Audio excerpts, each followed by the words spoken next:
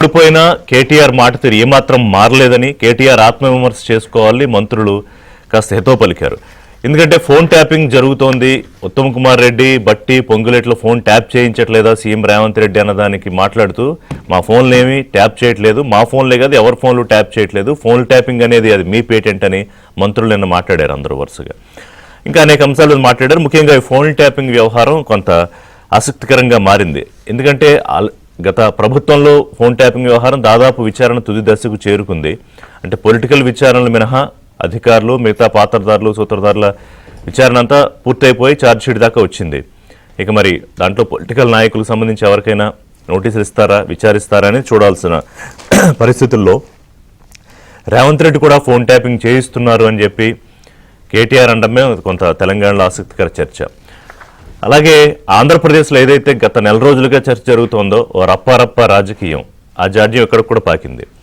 నిన్న ఖమ్మం కేటీఆర్ పర్యటనలో సందర్భంగా 2028లో రప్పారప్ప కాంగ్రెస్ నాయకులకి మిత్తితో సహా చెల్లిస్తాం ఏదో పెట్టారు, ఇంకా కొంత నయం నరికేస్తాం అనలేదు అక్కడ ఆంధ్రప్రదేశ్లో అన్నట్టు.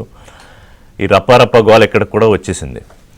ఇంక మరి ఈ రాష్ట్రం నుంచి ఏ రాష్ట్రానికి వెళ్తుందో కరెక్ట్ కాదు. ఇప్పటికైనా అంటే మొగ్గలోనే ఉంది కాబట్టి కేటీఆర్ అరే బాబు రప్పారప్పాలు ఎందుకు అవసరం లేదులే అని చెప్తే బెటర్. లేదంటే నెక్స్ట్ మళ్ళీ ఇంకో కార్యక్రమంలో ఇంకో ఫ్లెక్సీ పెట్టి అందులో నరుకుతాం చంపుతూ ఉంటారు. ఎందుకంటే కేటీఆర్ చాలా స్పష్టంగా ఆయన వార్నింగ్ కూడా ఇచ్చారు నిన్న. మేము రాసుకుంటున్నాం అందరి పేర్లు, మీ అందరికీ రేపు అధికారంలోకి వచ్చిన తర్వాత సిఐలో ఎస్పీలో డీజీలో ఐజీలో అందరూ ఎవరైతే ఇవాళ ఇష్టారీతిన వ్యవహరిస్తున్నారో బీఆర్ఎస్ నాయకుల పట్ల వాళ్ళందరికీ ఉంటుంది, కేసీఆర్ చెప్పినా కూడా నేను వినను అని. అంటే ఇప్పుడు అక్కడ జగన్ 2.0 అని ఎలా అన్నారో బహుశా బీఆర్ఎస్ 3.0 గురించి ఏమన్నా చెప్తున్నారా కేటీఆర్. ఇక సీఎంను అభ్యంతరకర భాషలో మాట్లాడుతున్నారు, చాలా పదాలు అన్నారు అనుకోవడానికి కూడా. అంటే హౌలే లాంటి పదాలు వాడుతున్నారు, నికృష్టుడని ఏదో పెంటపురి. అంటే రేవంత్ రెడ్డి అంటే ఆయన వ్యక్తిగతం కాదు, అక్కడ పర్సనల్గా ఉన్న సీఎం స్థాయి. మరి దానికి కేటీఆర్ పెద్దగా విలువ ఇవ్వాలని అనుకోవట్లేదని అర్థమవుతోంది ఆయన మాటల్లో. ఈ పదాలు వాడడం పట్ల మంత్రులు కూడా అభ్యంతరం వ్యక్తం చేశారు. ఇక నేనే సీఎంగా ఉంటాను 10 ఏళ్ల పాటు అంటే పాలమూరు బిడ్డ అన్నారు ముఖ్యమంత్రి. ఇది నీ కొడుకు గుండెల మీద రాసుకో కేసీఆర్ ఆయన సవాళ్ళు విసిరారు. అంటే ఇది ఎక్కడ దాకా ఈ ఛాలెంజ్లు వెళ్ళాయంటే నువ్వంటే నువ్వు బస్తీ మీద సవాల్ దాకా వెళ్ళిపోయింది. అయితే ఇక్కడ ఒక అబ్జర్వేషన్ ఏంటంటే రేవంత్ రెడ్డి కేసీఆర్ను తన సమవుజ్జిగా కేసీఆర్కి సవాల్ విసురుతూ ఉంటారు. కానీ కేటీఆర్ రేవంత్ రెడ్డిని టార్గెట్ చేసి నీకు కేసీఆర్ అవసరం లేదు నేను చాలు అంటే కేటీఆర్ వర్సెస్ రేవంత్ రెడ్డి రాజకీయం జరగాలి తెలంగాణలో అనేది కేటీఆర్ కోరుకుంటున్న విషయం. దానికి సీఎం రేవంత్ రెడ్డి కేసీఆర్ వర్సెస్ రేవంత్ రెడ్డి రాజకీయమే ఇంకా చేస్తున్నారు. రైట్. ఇక నేను అసలు మంచోడిని కాదంటున్నారు కేటీఆర్. ఎందుకంటే మా టైం వస్తుంది, ఇందాక నేను చెప్పినట్టుగా ఈ ఫోన్ ట్యాపింగ్ వ్యవహారం, ముఖ్యంగా ఈ డ్రగ్స్ ఒకటి, హీరోయిన్స్ ఒకటి, ఇది రెగ్యులర్గా సీఎం రేవంత్ రెడ్డి కేటీఆర్ను ఉద్దేశించి కేటీఆర్ టార్గెటెడ్గా చేస్తున్న విమర్శలు. దీనికి కూడా ఎక్కడొక్కడ ఫుల్ స్టాప్ పడాలి. బహుశా అందుకే కేటీఆర్ ఛాలెంజ్ విసిరినట్టున్నారు. నేను రెడీ ఎక్కడైనా, ఇంక నువ్వు పిచ్చి మాటలు కట్టిపెడితే ఎస్ ప్లేస్ చెప్పు, టైం చెప్పు, ఏ టెస్ట్కైనా నేను వస్తానని. మరి ఆయన అంత కాన్ఫిడెంట్గా అంటున్నప్పుడు ఆ డైరెక్షన్ ఏదో రేవంత్ రెడ్డి గారు సీఎం ఇస్తే ఇంకా దీనికి వివాదానికి పరిష్కారం లభిస్తుందేమో. ఇంకా ఆ హీరోయిన్స్ది ఆ వ్యవహారం అంతా దాంట్లోకి ఎంత తక్కువ వెళ్తే అంత మంచిది. ఎందుకంటే థర్డ్ పార్టీస్ అదర్ లైఫ్స్ కూడా ఇందులో ఇన్వాల్వ్ అయ్యి ఉన్నాయి కాబట్టి అసలు అందులో నిజాలు ఏంటి ఏమీ లేకుండా ఎందుకు అన్నిసార్లు సీఎం స్థాయిలో రేవంత్ రెడ్డి ప్రస్తావిస్తున్నారు. సరే మిగతా నాయకులు అంటున్నారంటే కాంగ్రెస్ నాయకులు ఓకే, కానీ సీఎంఏ పదే అనడం వెనకాల కూడా దానికి మరొక క్లారిటీ వస్తేనే బాగుంటుంది. ఎందుకంటే అది ఒక సెన్సిటివ్ ఇష్యూగా మారిపోయింది కాబట్టి. సో ఓవరాల్గా ఏంటంటే ఇప్పుడు ఈ ఫోన్ ట్యాపింగ్ వ్యవహారంలో బీజేపీ కూడా నేను ఉన్నాను నిన్న బండి సంజయ్ అన్నారు. ఏమో చేస్తున్నారేమో కాంగ్రెస్ పార్టీ ఆ కిట్టు ఆ ఎక్విప్మెంట్ అంతా డిస్ట్రాయ్ చేయకుండా ఇక్కడ తీయాలని తెచ్చిపెట్టుకున్నారేమో, మా ఫోన్లు కూడా ట్యాప్ అవుతున్నాయేమో అన్నారు. మీరు కేంద్రంలో ఉన్నారు, కీలకమైన పదవిలో ఉన్నారు, అదేమన్నా వ్యవహారం జరుగుతూ ఉంటే దాన్ని మీరు కూడా ఒక ఎంక్వైరీ కమిటీ వేయొచ్చు, నేరుగా కేంద్రం నుంచే విచారణకు ఆదేశించి ఉండొచ్చు, మీ శాఖ కూడా అదే కాబట్టి. సో ఊరికే పొలిటికల్గా కామెంట్లు చేయడం వేరు. అలాగే ఆయన ఇంకొక మాట అన్నారు, కేటీఆర్ని విచారణ పేరుతో ఈ ఫోన్ ట్యాపింగ్ వ్యవహారం విచారణ పేరుతో ప్రొటెక్ట్ చేస్తున్నాడేమో ముఖ్యమంత్రి అని చెప్పి. అంటే బీజేపీ ప్రొటెక్ట్ చేస్తోందని కాంగ్రెస్ అంటారు, కాంగ్రెస్ ప్రొటెక్ట్ చేస్తోందని బీఆర్ఎస్ అంటారు. అంటే ఎవరో ఒకళ్ళ ప్రొటెక్షన్లో ఉన్నారా ఇవాళ కేటీఆర్ లేదా కేసీఆర్ ఫ్యామిలీ? సో ఎన్ని అంశాలు ఒకసారి మాట్లాడదాం. అంటే బస్తీమే సవాల్లాగే తయారైంది తెలంగాణలో రాజకీయం చాలా సీరియస్గా. అంటే సరే అంశాల ప్రాతిపదికన మాట్లాడుతున్నారు, అసలు మాట్లాడలేదని, కానీ నీటి వ్యవహారం గొడవల మీద మాట్లాడుతున్నారు, కానీ బియాండ్ దట్ పర్సనల్ లెవెల్కి వెళ్ళిపోయింది ముఖ్యమంత్రి వర్సెస్ కేటీఆర్ ఈ రాజకీయ పంచాయతీ. ఒక బ్రేక్. సో అంశాల వారీగా అంటే పాలసీలు ఏంటి, ప్రామిస్లు ఏం చేశారు, ఎంతవరకు డెలివరీ చేశారు, 10 ఏళ్లలో ఏం జరగలేదు, ఏడాదిన్నరలో ఏం జరిగింది, ఇది ఒక చర్చ జరగాల్సింది ఇదే ప్రజల్లో, తెలంగాణ రాష్ట్రంలో. అయితే కాన్ఫిడెన్స్ ఉండొచ్చు సీఎంకి, నేనే మళ్ళీ సీఎం అవుతా, 10 ఏళ్ళు నేనే ఉంటాను. ఏ రాజకీయ నాయకుడికైనా సహజంగా ఉంటుంది అది. కాంగ్రెస్ పార్టీలో ఇంకా ఎంతమందికైనా ఉండొచ్చు. కానీ మళ్ళీ బీఆర్ఎస్ అధికారంలోకి రాకుండా మేము అడ్డుకోగలుగుతాం, ఎందుకంటే ఇదిగో మీరు చేసిన చిట్టా ఇది, లేకపోతే బీజేపీకి అసలు అవకాశం లేదని కాంగ్రెస్ చెప్పే ప్రయత్నం. పొలిటికల్గా జరిగితే ఎంత చర్చ అయినా పర్వాలేదు, కానీ పర్సనల్ లెవెల్కి ఎందుకు ఎక్కువైపోతుంది అనే ఆస్పెక్ట్లో మాట్లాడదాం. సో అంటే ఒక లిమిట్ ఉండాలి దేనికైనా, ఒక మాట అనడానికైనా లేకపోతే ఒక మాట తీసుకోవడానికైనా. అది ఒక హద్దు దాటి వెళ్ళిపోతే చూడడానికి వినడానికి కూడా బాగోదు. సో ఆ విషయం తెలియక కాదు, ఎందుకంటే సీఎం స్థాయిలో చేసే వాళ్ళకి, మాజీ మంత్రిగా చేసి ఒక పెద్ద పార్టీకి వర్కింగ్ ప్రెసిడెంట్గా ఉన్న నాయకుడికి తెలియదని ఎలా అనుకుంటాం. కానీ ఎందుకు చేస్తున్నారు అంటే తెలంగాణ రాష్ట్రంలో, తెలంగాణ సమాజంలో అదే ఒక సక్సెస్ఫుల్ ఫార్ములా అయిందా? సామ రామ్మోహన్ రెడ్డి గారు Congress party media communications chairman, party అధికార ప్రతినిధి. అలాగే చిరుమిళ్ళ రాకేష్ కుమార్ గారు బీఆర్ఎస్ పార్టీ ముఖ్య నాయకులు, పార్టీ అధికార ప్రతినిధి. అంది సత్యం గారు రాజకీయ విశ్లేషకులు. నమస్కారం రాకేష్ గారు, రామ్మోహన్ రెడ్డి గారు, సత్యం గారు. రాకేష్ గారు, ఒకటేంటంటే ఫోన్ ట్యాపింగ్ వ్యవహారం తెర మీద తీసుకొచ్చారు. ఏంటదంటే ఆల్రెడీ ఫోన్ ట్యాపింగ్ నడుస్తోంది. దాదాపు ఎవరైతే అప్పుడు మీ ప్రభుత్వం ఉన్నప్పుడు ఫోన్ ట్యాపింగ్ వ్యవహారంలో కీలకంగా పేర్లన్నీ అయిపోయి విచారణ కూడా అయిపోయి తుదిదశకు వచ్చింది. ఇంకా ఆయన ప్రభాకర్ రావు విచారణ కూడా అయిపోతాయి. ఎక్సెప్ట్ పొలిటికల్ ఇన్వెస్టిగేషన్స్, అంటే ఇంకా వాళ్ళకి నోటీసులు ఇచ్చి మరి పిలవాలి ఎవరైతే అనుమానాలు ఉన్నాయి. ఇప్పుడు ఎందుకు కేటీఆర్ రేవంత్ రెడ్డి ఫోన్ ట్యాపింగ్ చేయిస్తున్నారని తెర మీద తీసుకొచ్చారు? అంటే అది వేగ్గా చేసే ఆరోపణలాగా ఆ స్థాయిలో చెయ్యరు, మరి కేటీఆర్ స్థాయిలో ఎందుకు చేశారు? మంత్రులని చెప్పారనుకోండి, మా ఫోన్లు ఏవి జరగట్లేదు, మీలా మేము ఎవరి ఫోన్లు ట్యాపింగ్ చేయట్లేదని. అక్కడి నుంచి మొదలు పెడతాం. Sir good morning. Sir good morning ఋషి గారు, మీకు ప్యానల్లో ఉన్నటువంటి రామ్మోహన్ రెడ్డి గారికి, సత్యం గారికి. ఫస్ట్ ఆఫ్ ఆల్ నిన్న కేటీఆర్ గారు కామెంట్తో పాటు నిన్న బండి సంజయ్ గారు కూడా కామెంట్ చేశారు.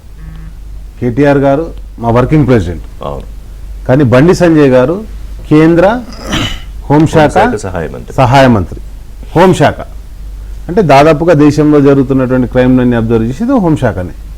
హోంశాఖ మంత్రి గారు ఒక కామెంట్ చేశారంటే, సరే దాంట్లో ఏం చేశారని తర్వాత పోదాం. నేనేమంటున్నానంటే, కామెంట్ చేసి ఫోన్ ట్యాపింగ్ జరుగుతుందేమో నాది, ఆయన హోంశాఖ మంత్రిగా ఉండి ఆయన కామెంట్ చేయడం ఎంతవరకు సంబంధించిన మీరు గమనించండి. నెంబర్ 1. నెంబర్ 2 వచ్చేసి నేను ఏమంటున్నానంటే, ఈరోజు నిజం చెప్పాలంటే అసలు ఫోన్ ట్యాపింగ్ జరగలేదని చెప్పేసే కదా మేము చెప్తుంది. అదేమన్నా ఉంటే నిజాలు ఉంటే 1.5 year అవుతుంది, బయట పెట్టండి అని అన్నాం. ఒకవేళ మేమే జరిపినామని చెప్పేసి అంటే మీరు కూడా జరుపుతున్నారని మేము కూడా అనొచ్చు కదా. అదే అన్నారు. అదే నేను ఏమంటున్నా అంటే, ఎందుకన్నారు? అలాంటి సిచ్యువేషన్, ఒక బురద వెళ్ళే కార్యక్రమం కాంగ్రెస్ పార్టీ ఏదైతే చేపట్టింది, తప్పకుండా రాజకీయాల్లో ఉన్నప్పుడు మేము కూడా అదే చేయాల్సిందే.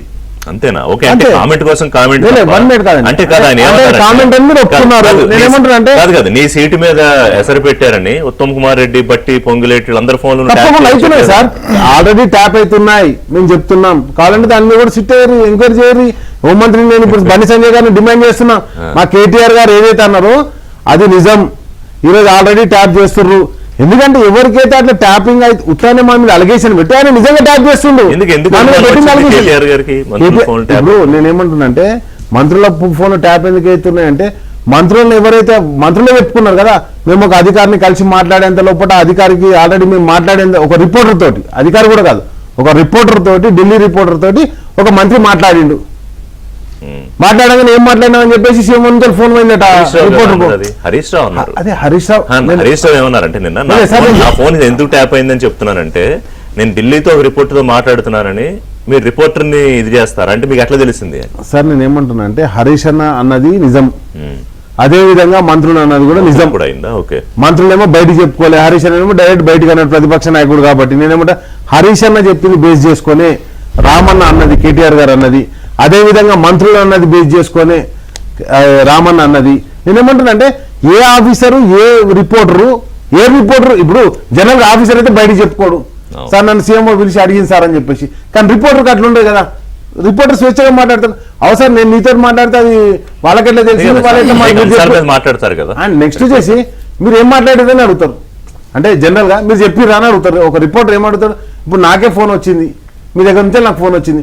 ఫోన్ వచ్చిన తర్వాత వేరే వాళ్ళు వచ్చి మిమ్మల్ని అడిగారు, రామ్మోహన్ వచ్చి మిమ్మల్ని అడిగారు, ఏది మీకు ఫోన్ వచ్చింది రాకేష్ నుంచి ఫోన్ ఎందుకు వచ్చిందని అడిగారు. అడిగితేప్పుడు మీరు ఏమంటారు, నన్ను అడుగుతారు, ఏం సార్ మన ఇద్దరం మాట్లాడుకుంది మీరేమన్నా రామ్మోహన్ చెప్పారు సార్ నేనేం చెప్పినా అని నేనంట. అంటే నేను ఏమంటానంటే ఆటోమేటిక్ గా ఏది దాచబడదు. అండ్ నెక్స్ట్ వచ్చేసి మీరు అన్నట్టుగా సార్ మా మీద అలిగేషన్ ఏదైతే ఉన్నదో అలిగేషన్ నేను ఏమంటానంటే 1.5 year నుంచి నిరంతరం చర్చ నడుస్తూనే ఉంది సార్. ఇప్పుడు ఒక్కటి సార్ ఇక్కడ ఏమవుతుందంటే జనరల్గా చర్చ జరగాల్సింది ఏంటంటే అభివృద్ధి సంక్షేమ పథకాల గురించి, రాష్ట్ర ప్రయోజనాల గురించి.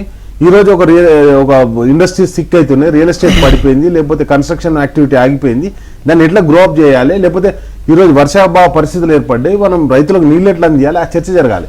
జరగద్దంటే దాన్ని ఏం చేయాలి, దాన్ని వెంటనే ఏం చేస్తారు ముఖ్యమంత్రి గారు ఏదో డిఫరెంట్ టాపిక్స్ డైవర్ట్ చేసి దాన్ని ఏం చేస్తారు ప్రజల్ని అంటే మీడియాను ప్రజల్ని తప్పుదోవ పట్టించే విధంగా పోతారు తప్పితే ఎక్కడ కూడా నిజంగా ప్రజలకు ఈ సంక్షేమ పథకాలు అందినాయి, లేకపోతే మేము ఇంత సంక్షేమం చేసినాం, ఈ అభివృద్ధి జరిగింది, జరిగింది. అనుభవం ఉన్న కేటీఆర్, హరీష్ రావు, లేకపోతే మీలాంటి మీ పార్టీ నాయకులు అందరూ డైవర్ట్ అయ్యేవాళ్ళ. నేను ఒక మాట అంటున్నాను సార్, ఒకరు అబద్ధాన్ని పదే దాన్నే వల్ల వేస్తున్నప్పుడు తప్పకుండా దాన్ని ఏ విధంగా ఎదుర్కోవాలనేది రాజకీయ పార్టీగా మేము కూడా సిద్ధమై ఉంటాం. కాబట్టి నేను పాయింట్ ఏంటంటే చెప్పండి, ఫోన్ ట్యాపింగ్ జరుగుతోంది, మంత్రులు ఫోన్ ట్యాపింగ్ అనేది రామ్మోహన్ రెడ్డి ఈరోజు ప్రభుత్వంలో రామ్మోహన్ రెడ్డి రిషి గారు ముందుగా మీకు ప్యానెల్ పెద్దలకి అండ్ ఏబిఎన్ ప్రేక్షకులందరూ కూడా గుడ్ మార్నింగ్. తెలంగాణ రాజకీయాలు అనేటటువంటివి రోజు రోజుకి సార్ బీఆర్ఎస్ పార్టీ నేతలు మరి ముఖ్యంగా దాని వర్కింగ్ ప్రెసిడెంట్ అయినటువంటి కేటీఆర్ గారు ఆయన యొక్క ఫ్రస్ట్రేషన్ని బూతుల రూపకంగా ప్రజల ముందుకు ప్రెస్ మీట్లతో వస్తున్నాడు. మేము చాలా స్పష్టంగా చెప్పినాం. ఇప్పుడు నిజంగానే రాకేష్ గారు చెప్పినట్టుగా ప్రజల సంక్షేమం గురించో, లేకపోతే రైతు సమస్యల గురించో, లేకపోతే వ్యాపారానికి సంబంధించినటువంటి అంశాల గురించో, దేని గురించి అయినా అధికారికంగా మాట్లాడేటటువంటి దానికి పబ్లిక్ రిప్రజెంటేటివ్స్ అయినటువంటి ఎమ్మెల్యేలకు అందరికీ ఒక వేదిక ఉంది, రాజ్యాంగం కల్పించినటువంటి దాన్ని శాసనసభ అంటారు. ఆ శాసనసభ ఎప్పుడు కావాలో చెప్పండి. ఏ రోజైనా చూసిండ్రా తెలంగాణ వచ్చినప్పటి నుంచి ఇప్పటిదాకా? ప్రతిపక్షాలకి సభ ఎప్పుడు పెడదామో చెప్పండి, మీ ఇష్టం. మీరు ఎప్పుడు పెట్టమంటే అప్పుడు సభ పెడదాం, ఎన్ని రోజులు పెట్టమంటే అన్ని రోజులు పెడదాం, ఏ అంశం మాట్లాడదామంటే అంశం మాట్లాడదామని స్వయాన ముఖ్యమంత్రి గారు చెప్పిన తర్వాత ఈ రోజు గల్లీలకు పోతాడు, ప్రెస్ మీట్లు పెడతాడు, ఛాలెంజ్ అంటాడు, లేకపోతే ఇంకో మేడిగడ్డ కాడికి పోదామని అంటాడు, లేకపోతే ప్రెస్ మీట్ అని అంటాడు, లేకపోతే ఛాలెంజ్ అని అంటాడు. ప్రాబ్లం ఏంటిది కేటీఆర్? ప్రాబ్లం ఏంటిది? ఫస్ట్ మేము రాగానేనేమో 30 రోజులలో కూలిపోతుంది, ఈ ప్రభుత్వం ఉండనే ఉండదు, తర్వాత 6 నెలలు ఈ ప్రభుత్వం ఉండనే ఉండదు, కూలిపోతుంది అని అన్నారు. తర్వాత ఈ రోజు వచ్చేసేసరికి ఏమైంది, ఫోన్ ట్యాప్లు అవుతూనే కూలిపోయేటటువంటి ప్రమాదం ఉంటుంది కాబట్టి ఆ నేతల మీద ఫోన్ ట్యాప్లు వేసి ఏ రోజన్నా ఏ ఒక్కటన్నా పనికొచ్చేటటువంటిది ప్రతిపక్షంలో ఉంటున్నటువంటి నువ్వు బాధ్యతగా మాట్లాడినవా? ఒక్క అంశం చెప్పు. నిన్న గంటసేపు మాట్లాడినావు, నువ్వు ప్రజల గురించి ఏం మాట్లాడినావు చెప్పు, ఒకటి చెప్పు. మేము మాట్లాడాం, నేను ముఖ్యమంత్రి గారు పోయినరు, ఎన్ని సంక్షేమాలు చేసినామాడ?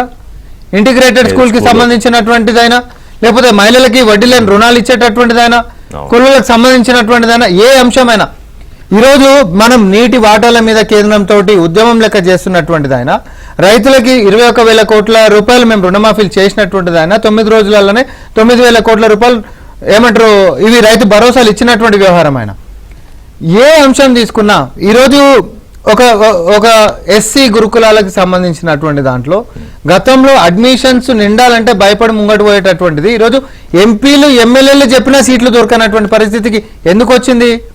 ఎందుకంటే ఒక ప్రణాళికాబద్ధంగా దాని లోపల తీసుకొచ్చినటువంటి మార్పులు, విద్యాశాఖ పైన మాకుంటున్నటువంటి చిత్తశుద్ధి, అలా పిల్లలు అని అంటే వాళ్ళకి ఇచ్చేటటువంటి మన యొక్క ప్రయారిటీ ఏదైతే ప్రాధాన్యత ఉందో ఈరోజు అవన్నీ కనిపిస్తా ఉన్నాయి కదా, వీటి మీద ఎందుకు మాట్లాడవు? అదే కాదు, అది ఓకే, డెవలప్మెంటల్ ఆస్పెక్ట్స్ మీద మాట్లాడాలి. నేను ఓపెనింగ్ రిమార్క్స్ కూడా అదే చెప్పా.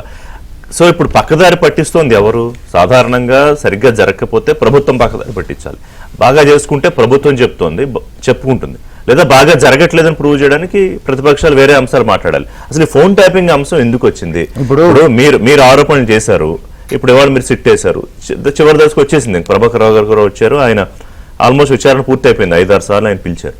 ఇప్పుడు తెర మీదకి రేవంత్ రెడ్డి మంత్రులు ఫోన్ ట్యాప్లు చేయిస్తున్నారు, లేకపోతే నా ఫోన్ అవుతుందేమో అని బండి సంజయ్ అంటాం, హరీష్ రావు అంటాం, ఏదో ఒకటి లేకుండా చర్చ ఎందుకు జరుగుతుంది? ఇప్పుడు సరే బీజేపీ బీఆర్ఎస్ కలిసి ఒకటే డైలాగ్ ఎందుకు మాట్లాడుతున్నాయి అనేది వాళ్ళు చెప్పుకోవాలి, అది మనకు సంబంధం లేదు. కానీ నేను కేటీఆర్ గారికి మాత్రం ఒకటి చెప్తా, ఆయనకంటే చాలా అవగాహన ఉంది కాబట్టి, ఇట్లాంటిది 10 ఏళ్ళు చేసినటువంటి ఎక్స్పీరియన్స్ కూడా వాళ్ళకు ఉంది కాబట్టి చేసేటటువంటి ఆలోచనలు ఇప్పుడు వాతావరణం అట్లా చేయొచ్చు అనేది వాళ్ళ మనసులో ఉన్నటువంటిది బయటకు చెప్తున్నట్టు. కానీ ప్రజాపాలనలో ప్రజాప్రభుత్వంలో ఎవరి ఫోన్లు ట్యాపింగ్ అయితే లేవు. నిరభ్యంతరంగా ఎవరు ప్రైవసీని కూడా నొచ్చుకునేటటువంటి అంశాలు లేనే లేవు. కాబట్టి ఎట్లాంటి ఏమంటారు ఆలోచన లేకుండా, లేకపోతే ఎట్లాంటి అనుమానం లేకుండా ఎవరైనా కూడా ఫ్రీగా మాట్లాడారు. సీఎంకి ఎలాంటి భయాలు లేవు కాబట్టి ఫోన్ ట్యాపింగ్ అవసరమే లేదు మాకు. నేను అంటున్నాం కదా, ముఖ్యమంత్రి గారు నిన్ననే వేదిక మీదకి అని చెప్పిండు 10 సంవత్సరాలు ఈ పాలమూరు బిడ్డ ముఖ్యమంత్రి లెక్క ఉంటాడు అనేటటువంటి దాని యొక్క కాన్ఫిడెన్స్. ఎందుకు చెప్పారు నన్ను మళ్ళీ అంటే సందర్భం ఏంటి, ఎందుకు చెప్పుకోవాల్సి వచ్చింది అంటే ఒకటి ఇప్పుడు నిరాధారమైనటువంటి ఆరోపణలు చేసుకుంటా, లేకపోతే సంబంధం లేనటువంటి అంశాలను తీసుకొని వచ్చుకుంటా, లేకపోతే ఒక పని మీద పోతే అది ఇంకో పనికని ఆపాదించుకుంటా, అబద్ధాలతోటి మాత్రమే రాజకీయ మనుగడ కొనసాగిద్దాం అనుకుంటున్నటువంటి ప్రతిపక్షాలు ఏవైతే ఉన్నాయో ప్రజలకి చాలా స్పష్టంగా మేము ఏం చెప్పినామంటే వీళ్ళు ఇట్లనే పనిచేస్తే మాకే మంచిది, 10 సంవత్సరాలు ఇక మమ్మల్ని ఏమంటారు పక్కకు జరిపేటటువంటి అంశమే రాదు, అట్లాంటి ఆలోచన కూడా రాదు కదా. ఎందుకంటే కేటీఆర్ గారు ఇట్లనే గిట్ట మాట్లాడితే 10 సంవత్సరాలు ఎల్లకాలం కూడా మేమే ఉంటాం, ఇబ్బంది ఏం లేదు. ఆ రకంగా మీకు ఆయన కొంచెం హెల్ప్ చేస్తున్నాడు 100%. ఈ రోజు కేటీఆర్ గారు ఎట్లయితే ప్రవర్తిస్తున్నాడో, ఎట్లయితే అంశాలను ఎత్తుకుంటున్నాడో, ఎట్లయితే ప్రజల ముందు బూతులతోటి మాట్లాడుతున్నాడో, ఇదే వ్యవహారము ఇదే శైలి గిట్ట కేటీఆర్ గారి గిట్ట ముందు కూడా తీసుకొని పోతే మేము ఏం చేయాల్సినటువంటి అవసరం లేదు రిషి గారు. ప్రజలే మమ్మల్ని గుండెల్లో పెట్టుకొని చూసుకుంటున్నా ఉన్నారు. నిన్న ఒక మాట కూడా అన్నాడు, ఏదో బిర్యానీలు ఎక్స్పెక్ట్ చేస్తే ఏదో అయిందని చెప్పి. బిర్యానీలు అనేటటువంటి మీకు గిట్ట మిస్ అవుతున్నాయేమో, లేకపోతే మీకు మీ కార్యకర్తలకేమో, కానీ సన్నబియ్యం తోటి మాత్రము ఈరోజు సంకల్పం అనేటటువంటి దాన్ని నిజం చేసి సన్నబియ్యం అనే సంక్షేమంతో తెలంగాణ ప్రజలకు మేము పెట్టినాం. సత్యం గారు మీరు అబ్జర్వ్ చేస్తుంటే ఈ పర్సనల్ లెవెల్లో ఈ మాటల తోటాలు ఒకళ్ళనొకళ్ళు దాడులు చేసుకోవడం అది ఎవరి ఫ్రస్ట్రేషన్కి ఒక సంకేతంగా చూడాలి. అంటే మరీ సరే ఫోన్ ట్యాపింగ్ అంటే సరే ఒక విమర్శ చేశారు, ముందు దాని మీద చెప్పండి. ఫోన్ ట్యాపింగ్ నిజంగా జరిగే అవకాశం ఉంటే గతంలో జరిగిన దానికే ఇవాళ అధికారులందరూ తిరుగుతున్నారు. రేపు పొద్దున్న జైలుకి వచ్చారు, కొంతమంది జైల్లో ఉన్నారు, మళ్ళీ వెళ్తారు ప్రూవ్ అయితే. కేటీఆర్ అనడం వెనకాల ఆంతర్యం ఏంటి? రేవంత్ ప్రభుత్వం ఫోన్ ట్యాపింగ్ చేయిస్తుందని. ఇప్పుడు ఎనలిస్ట్గా నిజాలే మాట్లాడాలి. ప్లీజ్. రామ్మోహన్ రెడ్డి ఏమనుకుంటాడో, రాకేష్ రెడ్డి ఏమనుకుంటాడు అనే రిజర్వేషన్స్ ఉంటే నేను నిజాలు మాట్లాడలేను. ఖచ్చితంగా ఫోన్ ట్యాపింగ్ జరగలేదంటే తెలంగాణలో 99% మంది నమ్మరు. ఫోన్ ట్యాపింగ్ జరిగింది నిజం. ఏది గతంలో? అయితే గతంలో అది కరెలేటెడ్ గా కొన్ని ప్రజలు అంచనా వేసుకుంటారు. అంటే రిటైర్ అయినటువంటి ప్రభాకర్ రావుని మళ్ళీ తీసుకొచ్చి 3 ఏళ్ళు ఎస్ఐబి, ఆ తర్వాత ఇంటెలిజెన్స్ చీఫ్గా, ఎఫ్ఐబి చీఫ్గా పెట్టారు. ఇది సెల్ఫ్ ఇంట్రెస్ట్ తోటే పెట్టారు అనేటువంటి ఒక ఫ్యాక్ట్. తర్వాత రెండవది కేసీఆర్ కుటుంబం యొక్క సామాజిక తరగతి కావటంతో రెండవ కరెలేషన్. ఈ 2 కారణాల వల్ల ఖచ్చితంగా వాళ్ళే ప్రభాకర్ రావుని పెట్టి ఫోన్ ట్యాపింగ్ చేయించారు అనేది ఇవాళ వస్తున్నటువంటి వార్తలు. అది ఎస్టాబ్లిష్ అయ్యేంత వరకు వాళ్ళకు సంబంధం ఉంది అనేది కాదు, కానీ ప్రజలు ఏమనుకుంటారు అనేది కూడా ఇంపార్టెంటే. కాబట్టి ఇప్పటికీ ఫోన్ ట్యాపింగ్ జరిగింది నిజం. తర్వాత ఇంత పెద్ద ఎత్తున ఒకళ్ళు ఇద్దరిదో కాకుండా మొత్తం పాలిటీషియన్స్, సినిమా యాక్టర్లు, మిగతా వాళ్ళందరి ఫోన్ ట్యాపింగ్ జరిగిందంటే ప్రభుత్వం యొక్క మద్దతు లేకుండా, ఆనాటి ప్రభుత్వం యొక్క ఇంట్రెస్ట్ లేకుండా జరిగే అవకాశం లేదు. కాబట్టి ఈ మూడు ఫ్యాక్ట్స్ తోటి ఇవాళ ప్రజలు నమ్మి ఉన్నారు. ఇప్పుడు దీనికి కౌంటర్గా కేటీఆర్ ఇప్పుడు రేవంత్ రెడ్డి కూడా ఫోన్ ట్యాపింగ్ చేస్తుండేమో, వాళ్ళ మంత్రులు కూడా ఫోన్ ట్యాపింగ్ చేస్తుండేమో అని చెప్పేసి అన్నాడు. అయితే కేటీఆర్ మాటకు విలువ లేకుండా చేశారు మంత్రులు. మా ఫోన్ ట్యాపింగ్ ఏం జరగట్లేదు, అసలు మా ప్రభుత్వం ఫోన్ ట్యాపింగ్ లేదు, మాకు కూడా అనుమానం ఉంది అని కనుక స్టేట్మెంట్ ఇస్తే, బట్టి ఉత్తమ స్టేట్మెంట్ ఇస్తే ఖచ్చితంగా కేటీఆర్ మాట క్రెడిబిలిటీ వస్తుంది. కానీ అటువంటిది జరగట్లేదు, అసలు ప్రభుత్వం చేయట్లేదు అని చెప్పేసి స్టేట్మెంట్ ఇచ్చారు. అయితే కేటీఆర్ కూడా చేసే విమర్శల విధానపైనటువంటి విమర్శలకు ఖచ్చితంగా పరపతి వస్తుంది. ఇవాళ రైతు భరోసా ఇవ్వలేదనుకోండి, ప్రభుత్వాన్ని కార్నర్ చేయొచ్చు. లేదా నదీ జలాల పంపిణీలు రాజీ పడుతున్న విమర్శ చేశారనుకోండి, అది నిజం అయితే పరపతి వచ్చే అవకాశం ఉంది. కానీ అట్లా కాకుండా మీరు కూడా ట్యాపింగ్ చేస్తారు అని అంటే, అది చేస్తారు అనేది ప్రజలు నమ్మాలంటే అసలు వాస్తవంగా ఇన్వెస్టిగేషన్ అంటే తర్వాత ఇన్వెస్టిగేషన్ ప్రభుత్వం ఉండగా జరగదు. ఈ ప్రభుత్వం డిఫెన్స్ లో పడ్డప్పుడు లేదా విభేదాలు వచ్చినప్పుడు అది బయటకు వస్తుంది. ఇప్పటికీ అది నమ్మదు. కాబట్టి కేటీఆర్ ఇచ్చేటువంటి దాంట్లో ఇంకా కొంత మెచ్యూరిటీ అవసరం. కానీ ఎందుకంటే కేంద్ర హోంమంత్రి హోంశాఖ సహాయ మంత్రి బండి సంజయ్ ఆ స్థాయిలో ఆయన ఎట్లా అంటాడండి, ఫోన్ ట్యాపింగ్ నాది అవుతుందేమో, మీరు ఎక్విప్మెంట్ అంతా దాచిపెట్టుకున్నారేమో అంటే, సీరియస్ గా ఎలిగేషన్ చేస్తే చెయ్యాలి, కానీ అది ఒక వేక్ కామెంట్ లాగా చేయడం ఆయన స్థాయికి ఎట్లా కరెక్ట్ అవుతుంది బండి సంజయ్ గారి స్థాయి? ఇప్పుడు కాంగ్రెస్ కార్నర్ చేసి మేమే ప్రధాన ప్రతిపక్షం అనిపించుకోవటానికి ఇప్పుడు బీజేపీ తర్వాత బీఆర్ఎస్ మధ్య పోటీ జరుగుతుంది. ఎవరు ఎక్కువ విమర్శ చేసి ఎవరు ఎక్కువ ప్రభుత్వాన్ని కార్నర్ చేస్తే వాళ్ళకి ఎలివేషన్ వచ్చేది ఖాయం. శాసనసభ ఎలక్షన్ల ముందు దరిదాపు కేసీఆర్ కు అపోజిట్ ఎవరు అనుకున్నారు? నెంబర్ 1 రేవంత్ రెడ్డి, నెంబర్ 2 బండి సంజయ్ అనుకున్నారు. ఎవరైనా అధికారంలో రావచ్చు అన్నారు. బండి సంజయ్ తప్పించినాక మొత్తం రేవంత్ రెడ్డి వైపు మొగ్గింది, కాంగ్రెస్ వైపు మొగ్గింది. ఇవాళ కూడా నిజమైన ప్రతిపక్షం మేమే రుజువు చేసుకోవడానికి ఇద్దరు బాగా తాపత్రయపడుతున్నారు, ఇటు బీజేపీ గాని అటు బీఆర్ఎస్ గాని. దాంట్లో విమర్శల భాగంగా అగ్రెసివ్ గా విమర్శలు చేస్తున్నారు. అలా క్రెడిబిలిటీ ఉంటే ప్రజలు నమ్ముతారు, క్రెడిబిలిటీ లేకపోతే నమ్మరు. ఉదాహరణ ఒక ఎగ్జాంపుల్ చెప్తారు. కేటీఆర్ ఇవాళ కాంగ్రెస్ ప్రభుత్వం ఇది కూలేశ్వరం అయింది, మొత్తం ఎన్డీఏసీ ఒక 12 బుల్లెట్ పాయింట్స్ పెట్టి ఈ రకాల లోపాలు నేను చెప్పింది. కేటీఆర్ ఏమన్నాడు, కాంగ్రెస్ లో బాంబు పెట్టిరేమన్నాడు. ప్రజలందరూ నవ్వుకున్నారు ఆ మాట అంటే. మరొక విమర్శ చేస్తే బాగుండేది. కాబట్టి ఈ విధమైనటువంటి అంటే ఫోన్ ట్యాపింగ్ జరిగింది కాబట్టి మీరు కూడా చేస్తున్నారేమని అంటే రాను రాను ఆ శాంటిటీ పడిపోతుందా? ఎస్, ఖచ్చితంగా. ఇండివిజువల్ ఏవి గుర్తుపెట్టుకోరండి ప్రజలు. శాసనసభలో కుర్చీలు తీసిరేసిన వాళ్ళు, మైకులు ఇరిసేసిన వాళ్ళని ఎవ్వరు గుర్తుపెట్టుకోలేదు. మంచి వాదనలు చేసిన జయపాల్ రెడ్డిని గుర్తుపెట్టుకున్నారు, మంచి వాదనలు చేసిన వెంకయ్య నాయుడుని గుర్తుపెట్టుకున్నారు, మంచి వాదనలు చేసినటువంటి ఓంకార్ లాంటి వాళ్ళని గుర్తుపెట్టుకున్నారు, లేదా సౌమ్యులుగా విమర్శలు చేసినటువంటి సుందరయ్య, గౌతులక్షణ లాంటి వాళ్ళు గుర్తుపెట్టుకోరు తప్ప మైకులు ఇసిరేసిన వాళ్ళని లేకపోతే కుర్చీలు ఇసిరేసిన వాళ్ళని ఎవరు గుర్తుపెట్టుకోలేదు, ఎవరు గుర్తు చేసుకోవట్లేదు. ఇవాళ కూడా విధానాల మీద విమర్శలు చేస్తే ఖచ్చితంగా దానికి దక్కేటువంటి క్రెడిబిలిటీ వస్తుంది. మంచి పాయింట్. అలా కాకుండా వ్యక్తిగత విమర్శలు చేస్తే అది అసలు వాటికి గుర్తు పెట్టుకోరు, తెల్లారు ఎవరు గుర్తు పెట్టుకోరు. ఆ పూట వరకు హీరోయిక్ కనిపిస్తుంది అన్నోళ్ళకి. కాబట్టి రెండోది ఛాలెంజెస్ కూడా నేనే ఈక్వల్ అనిపించుకోవడానికి కూడా ఛాలెంజెస్ చేస్తా ఉంటారు. అంటే ముఖ్యమంత్రికి నేనే ఈక్వల్, లేదా కేసీఆర్ కు నేనే ఈక్వల్ అని అనిపించుకోవటానికి కూడా విమర్శలు నేను వస్తున్నా రా అంటే ఇక్కడ ఒకటి సత్యం గారు, గతంలో రేవంత్ రెడ్డి గారు ఏదైతే ఈ పందా తీసుకున్నారో మీరు చెప్పింది ఆయనకు వర్కౌట్ అయింది. ఇవాళ కేటీఆర్ అదే పందా తీసుకుంటున్నారు. ఎందుకంటే రేపు పొద్దున్న ఒకవేళ నిజంగానే బీఆర్ఎస్ గెలిస్తే ఏం జరుగుతుందో మనందరికీ తెలుసు. కానీ రేవంత్ రెడ్డి కేసీఆర్ని అడ్రస్ చేసి మాట్లాడడానికి ట్రై చేస్తున్నారు. కేసీఆర్ ఇప్పుడేం పెద్ద రాజకీయాలు మాట్లాడట్లేదు. కేటీఆర్ మాత్రం రేవంత్ రెడ్డిని టార్గెట్ చేస్తున్నారు. కానీ ప్రజల్లో నాకేం కేటీఆర్ ఎగనెస్ట్ కాదు, కానీ ప్రజల్లో మాత్రం 2వ స్థానం హరీష్ రావుకు ఉంది. హరీష్ రావు వ్యక్తిగత విమర్శలు చేయొచ్చు హరీష్ రావు, కానీ ఆనాటి ఉద్యమం నుంచి నిర్వహించినటువంటి పాత్ర కేసీఆర్ తర్వాత హరీష్ రావుదే. హరీష్ రావుని మంత్రివర్గాన్ని తీసేయటం, కార్నర్ చేయటం, ఇటువంటివి చేసి ఇప్పుడు కూడా హరీష్ రావే కేటీఆర్ ని ఫాలో అవుతూ కనపడటం, ఇవన్నీ వాళ్ళ వ్యూహంలో భాగం అనుకోండి ఎలివేట్ కావటానికి. కానీ ఇవాళ ప్రజల్లో స్థానం 2వ స్థానం ఇవాళ హరీష్ రావుకే ఉంది. రేపు వాటిని ఓవర్టేక్ చేసి రేవంత్ రెడ్డికి ఈక్వల్ గా నిలబడేటువంటి స్థితి పార్టీ లేదు. ముఖ్యంగా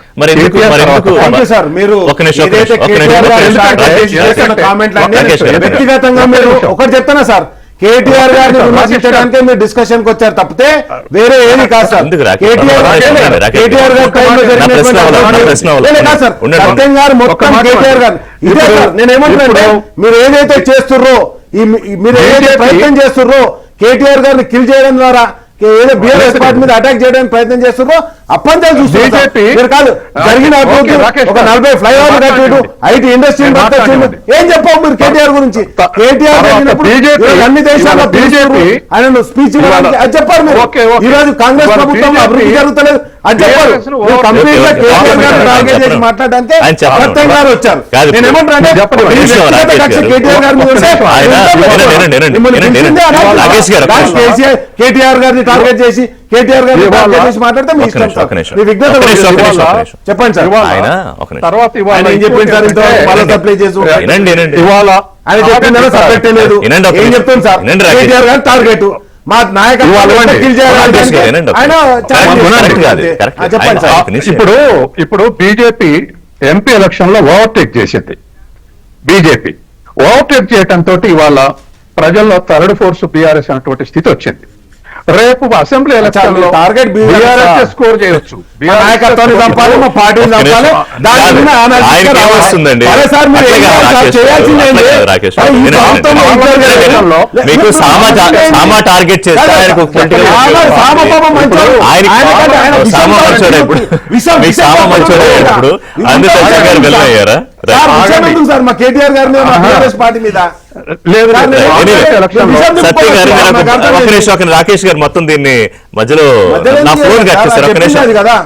నా క్వశ్చన్ ఇంకోటి ఉంది, బట్ బ్రేక్ తర్వాత మాట్లాడదాం. అదేంటంటే మీరన్నదే కాసేపు అనుకుంటే కనుక మరి అప్పుడు ఎందుకు రేవంత్ రెడ్డి హరీష్ ని టార్గెట్ చేయట్లేదు? ఒకవేళ హరీష్ రావే థ్రెట్ అనుకుంటే ఆయనకు పొలిటికల్ గా, నాట్ కేటీఆర్ అనుకుంటే, మరి హరీష్ రావు సెంట్రిక్ గా ఎందుకు కాంగ్రెస్ రాజకీయం చేయట్లేదు అనేది కూడా మాట్లాడాల్సిన అంశం. బ్రేక్ తీసుకుందాం. బ్రేక్ తర్వాత ఏంటంటే ఈ రప్ప ఇందాక నేను చెప్పాను కదా, అది ఒక పెద్ద జాడ్యం తయారైంది. అది ఇక్కడ తెలంగాణకు కూడా వచ్చింది. అలాగే బుక్ రాసుకుంటున్నాం పేర్లు అన్నారు కేటీఆర్ గారు, అందరి అంతూ చూస్తామని. ఇది సేమ్ అదే ఎజెండా. అలాగే రేవంత్ రెడ్డి ఏంటంటే, బాబు పుస్తకాల్లో కాదు, నీ కొడుకు గుండెల మీద రాసుకో, నేనే అందరినీ గుర్తుపెట్టుకుంటా, అధికారంలోకి వచ్చిన తర్వాత ఎవరిని వదిలిపెట్టేలేదు. ఇది కేటీఆర్ ఒక వార్నింగ్ ఇచ్చారు. ఏది పేర్లు రాసుకుంటామని పోలీస్ అధికారులు కానివ్వండి, మిగతా వాళ్ళు ఎవరన్నా. అయితే నిన్న ఆయన ఖమ్మం వెళ్ళినప్పుడు అక్కడ అభిమానులు కేరింతలు కొడతారు, సీఎం అండి, ఇవన్నీ ఓకే, కానీ రప్ప వెరీ డిస్టర్బింగ్. రాకేష్ గారు, గత నెల రోజులుగా ఆంధ్రప్రదేశ్లో ఏం జరుగుతుందో బహుశా మీరు అబ్జర్వ్ చేసి ఉంటారు, ఎంతో కొంత రెగ్యులర్గా ఫాలో కాపోయారు, మనం చర్చలు చేస్తూ ఉన్నాం. అదొక వెరీ బ్యాడ్ ప్రెసిడెంట్. మీరు రప్ప చేస్తామంటే ఏంటంటే అక్కడైతే నేరుగా నరికేస్తా ఉంటున్నారు అధికారంలోకి వచ్చాక. మరి ఆ జాడ్యం అక్కడ రాకుండా ఏమన్నా ముందే ఆపుతారా మీ వాళ్ళని కాస్త? సార్, ఫస్ట్ ఆఫ్ ఆల్ నిన్న జరిగినటువంటి ఏదైతే నిన్న ఆఫీసర్స్ పేరు రాసుకుంటామని చెప్పేసి చెప్పడం దేనికి జరిగిందంటే, స్థానిక కార్పొరేటర్ మీద అసలు ఆ ప్రాంతానికి సంబంధం లేనటువంటి ఎమ్మెల్యే వచ్చి దాడి చేయడం కావచ్చు, అంటే వాళ్ళ ఇంటి మీద పడి దాడులు చేయడం కావచ్చు, ఆఫీసర్లు వాంటెడ్లీ వేధించడం కావచ్చు. గతంలో మనం లోకేష్ గారు కూడా మేము బుక్ తయారు చేస్తాం, తప్పకుండా వాళ్ళ మీద చర్యలు చేపడతామని చెప్పేసి ఆంధ్రప్రదేశ్లో జరిగింది. తప్పకుండా కార్యకర్తలకు ధైర్యం ఇవ్వడానికి ఏ ఆఫీసర్లు అయితే నిజంగా కూడా తప్పుంటే ఎవ్వరు కానీ అది సో బుక్ విషయంలో లోకేష్ ని రప్ప విషయంలో జగన్ ని ఫాలో అవుతున్నారా? లేదు సార్, మేము రప్ప ఎవరిని ఫాలో కావాల్సిన అవసరం ఏంటి సార్? మేము 10 ఏళ్ళు ఇక్కడ ప్రభుత్వం చేసినాం, 10-25 ఏళ్ళ నుంచి పార్టీ మనగడ సాగిస్తుంది. నేనేమంటున్నానంటే అక్కడ వాళ్ళు ఆ పోస్టర్ వేసింది అక్కడ కార్యకర్తలు, కాబట్టి నేనేమంటున్నానంటే ఆ కార్యకర్తలు పోస్టర్ వేసిన దాని గురించి పోస్టర్లు ఎవరు ఎందుకు వేసారు అని చెప్పేసి ఎవరు అడగలేరు కదా సార్. అండ్ నెక్స్ట్ వచ్చేసి నేనేమంటున్నానంటే నేను అన్నీ కంట్రోల్ చేయండి అంటున్నా, మళ్ళీ ఇంకోటి అట్లా పెట్టాలని చెప్పండి. ఒకటి చెప్తున్నా సార్, అంటే మ్యాక్సిమంగా తెలంగాణ ప్రాంతంలో అలాంటి ఎక్కడ కూడా జరగకుండానే ఉంటాయి. ఎక్కడంటే సరే కొంతవరకు మాటల్లో ఎక్స్చేంజ్ అయితే కావచ్చు, కానీ ఇక్కడ మాత్రం అలాంటి అంటే ఫ్యాక్షన్ కల్చరో లేకపోతే ఇంకో కల్చరో మాత్రం తెలంగాణ డెవలప్ కాకుండా ఉండకూడదనే మేము ఏ పార్టీ కానీ, ఎందుకంటే ప్రజాస్వామ్యంగా పనిచేయాలనుకుంటున్నాం కాబట్టి this not a good. And next వచ్చేసి నేను ఏమంటున్నానంటే, ఇంతకుముందు మిత్రులు చెప్పినట్టు కుర్చీ లాగుతుర్రు, ఏదైతే సీఎం చైర్ ఎటు పోదు 10 ఏళ్ళు ఉంటుంది అని చెప్పేసి పదే ముఖ్యమంత్రి గారు చెప్పుకోవడం ఏదైతే ఇన్సెక్యూరిటీ ఫీలింగ్ అని చెప్పేసి నేను చెప్పిన మాట 1 మినిట్ అని రేవంత్ రెడ్డి గారే నా కుర్చీ ఎవరు లాగుతారు అని చెప్పేసి ఆయననే ఒకసారి అన్నాడు. కాబట్టి నిరంతరం నా కుర్చీని ప్రొటెక్ట్ చేసుకోవాల్సి వస్తుంది అని చెప్పేసి ఆయన చెప్పడం జరిగింది. అండ్ నెక్స్ట్ వచ్చేసి మిత్రులు రామ్మోహన్ రెడ్డి గారు చెప్పినట్టుగా 21,000 కోట్ల రూపాయలు మేము రుణమాఫీ చేసామంటున్నారు. దయచేసి ప్లీజ్ అది ఏ బ్యాంకుకి ఎన్ని పైసలు రిలీజ్ అయినాయో ఒకసారి ఆ ఫైనాన్షియల్ స్టేట్మెంట్ బయట పెట్టండి మీ ద్వారా, ఏబిఎన్ ద్వారా కోరుతున్నా. ఇప్పుడు మాఫీ అయినా కాన్ఫిడెన్స్ గా చెప్తుంది కదా, నాయకులు చెప్తున్నారు, పార్టీ చెప్తుంది. చెప్పినప్పుడు ఏ బ్యాంకుకి ఎన్ని పైసలు ఇచ్చారు, ఇప్పుడు రైతు అకౌంట్ అయితే లిస్ట్ ఉంటుంది కదా, ఆ బ్యాంకులో లిస్ట్ బయట పెట్టండి. నెంబర్ 1. నెంబర్ 2 నేను ఏమంటున్నా అంటే, రైతులకు 9,000 కోట్లు రైతు బంధు 9,000 కోట్లు ఒకటేసారి వేసినామన్నారు. మరి 2 సార్లు ఎక్కువ కదా, 2 సార్లు ఎక్కువటినటువంటి 18 లక్షల 18,000 కోట్లు కూడా మీరు ఎక్కువ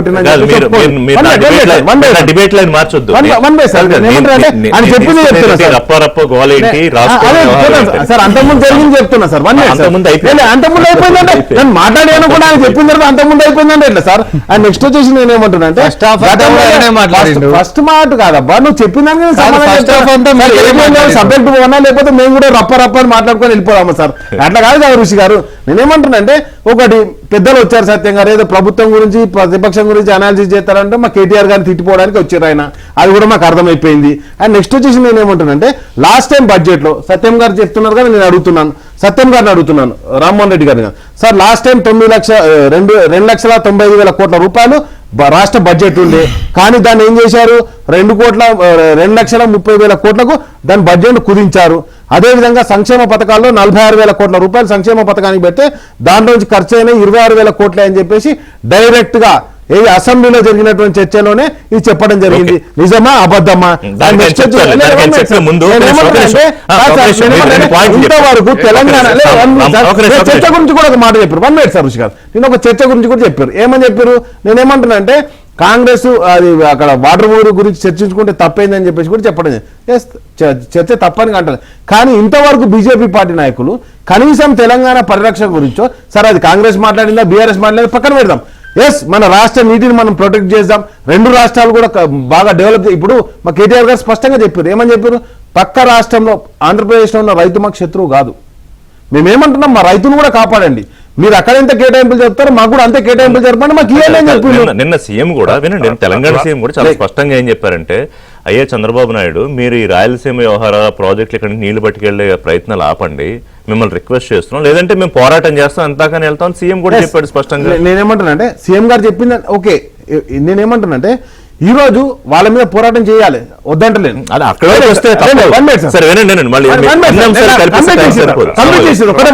నేనేమంటా అంటే అదే టైంలో మా నీటి వాటాను కూడా డ్రా చేయడానికి కూడా మా ముఖ్యమంత్రి గారు సిద్ధపడాలి కదా, ఆయన కట్టుకుంటున్నప్పుడు మనం కూడా కట్టుకోవాలి కదా. సత్యంగా చెప్పండి.